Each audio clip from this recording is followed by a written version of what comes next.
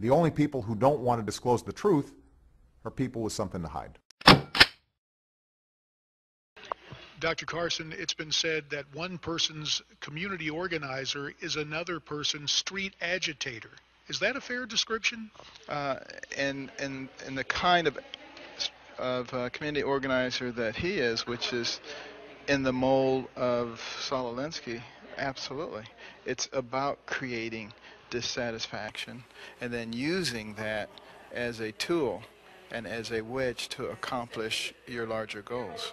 Dr. Carson, it's one thing to talk about a campaign, but now to see Attorney General Holder use the full assets of the Justice Department for what he claims to be an inquiry into Ferguson, is he using that official government agency for political purposes?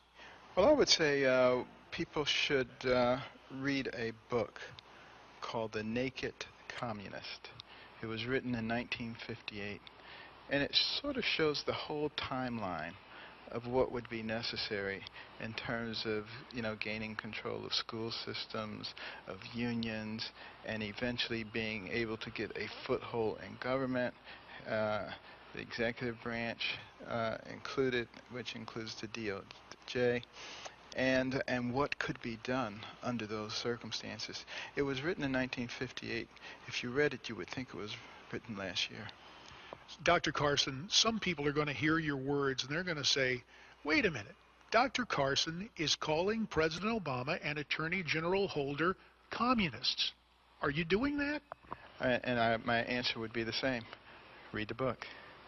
I just gave it to you. Read that book, The Naked Communist by Cleon Skousen, and read, Mein Kampf, and read the works of Vladimir Lenin. Read them yourself. I tell people, don't listen to what I'm saying. Read it yourself. I think it'll make a much bigger impression on you. But Dr. Carson, certainly you understand that a lot of people don't have time to read the books you outline. They look to you for your assessment and your leadership. So with that in mind, turning to history, will President Obama chiefly be known as the first African-American president, since so many of his agenda policies have tried to change America so radically and apparently have failed? Well, I'm not sure how he'll be remembered. I always believe that the truth comes out as time goes on.